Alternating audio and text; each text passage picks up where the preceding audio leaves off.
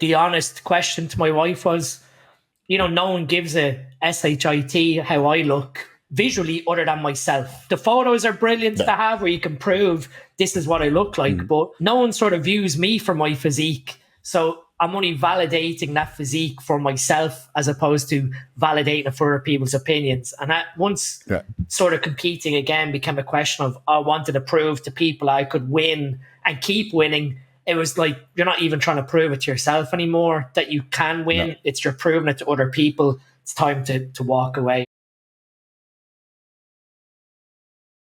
I mean, someone asked me about prep, and obviously with retirement, and when you sort of fulfill that goal and you don't have another goal, like I remember thinking after finishing competing, I'd compete again. And then I had to sort of ask myself, am I competing for myself or am I competing to prove to others that I can do it again?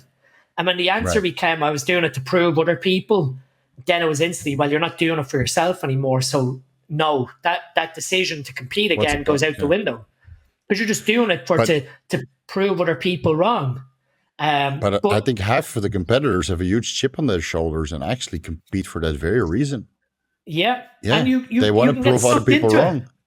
And you can get sucked into it. I mean, I knew like when I was even an amateur in Ireland, I was getting always top 6 finishes, but I was always falling short. And like last year was sort of like, it's now or never to prove that you can do it. And obviously afterwards you sort of look back at it and go, that prep was so easy, I'd do it again. And that in theory, it was so easy getting down to that level of body fat and holding it with having that recovery obviously mastered and being, diligent with having your recovery ticked off each day, that when you sort of view, let's prep again. And when the answer is not for yourself, then just walk away. And I mean, that's if anyone's listening to this, if you're a competitor, really ask yourself and be really honest with yourself of why you're competing. And if it's for social proof or social validation, it's really not worth it.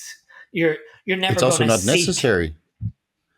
Well, exactly. I mean, I'll be the first one to say that and prove that it's not necessary, because now I got one of the biggest educational platforms on YouTube, right? I got 90,000 subscribers, and right now I'm going to say that I never competed. So a lot of people are already turning off, right? Oh, you never competed. You shouldn't know what he's talking about.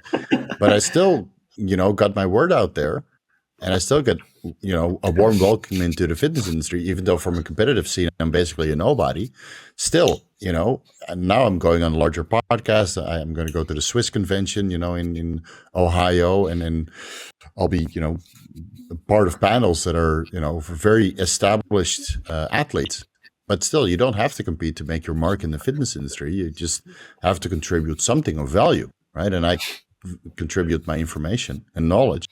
And other people can contribute their physique and be very inspiring, like Joel Stiddick. I mean, he did compete twice, but he inspired millions just to get into the gym with, his crazy physique, right? So I think a lot of people, they're looking for the social validation through competing, but it's really not required.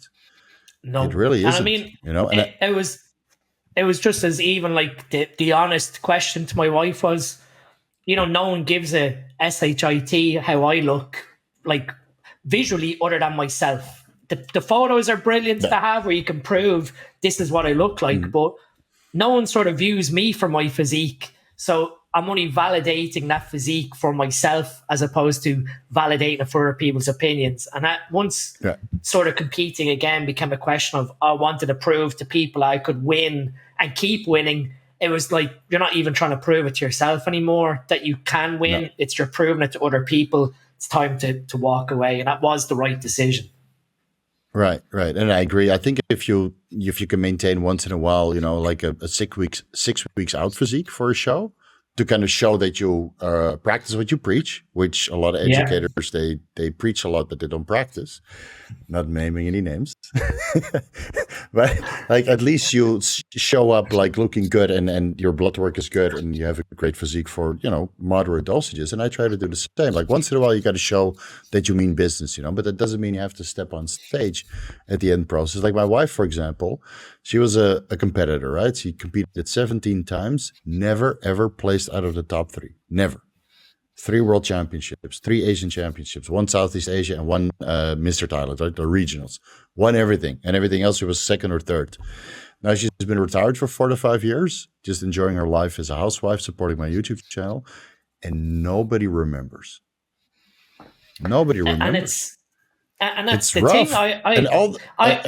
Let me add to this one thing. Let me add.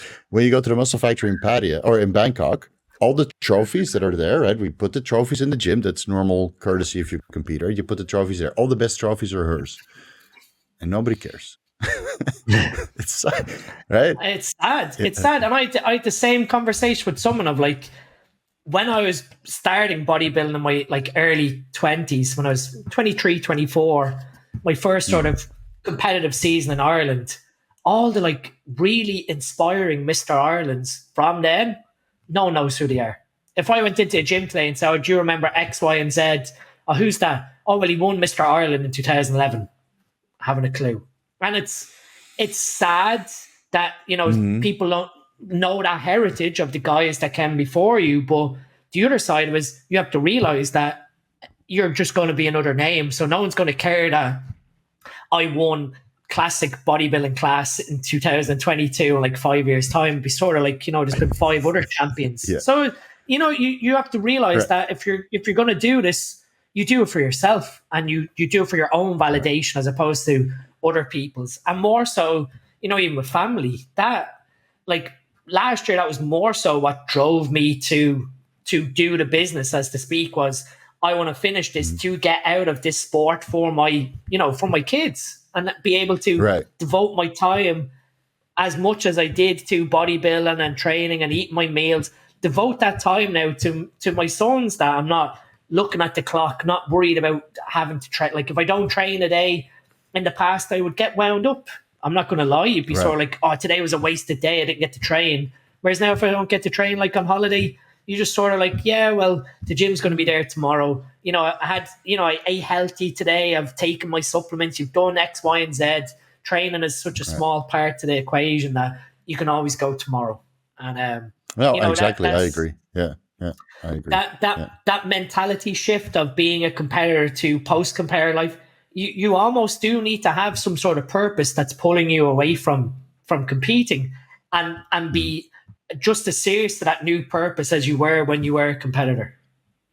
I think business. I think for most of us, we kind of transition into business. You see it with a lot of the guys that I recently did podcasts with. Instead of doing this hardcore bodybuilding lifestyle for competing, they just move into business, and they're super successful, right? They're kicking ass, and they're on social media, and they're promoting their whatever product or service that they offer. I mean, I'm doing the same. I'm not going to lie about it. I think it's much more fulfilling because, you know, being successful through another endeavor where you're actually making money, this also allows you to take care of your family 10 times better than bodybuilding, where you're always distant. It's always about you, and every little last bit of money that you have, you sink into another kit of growth hormone. And I think that's the wrong approach in the long run, right? Maybe in the short run, when you're young and single, and like you really want to go pro and that kind of stuff, right? Everybody wants to go pro nowadays.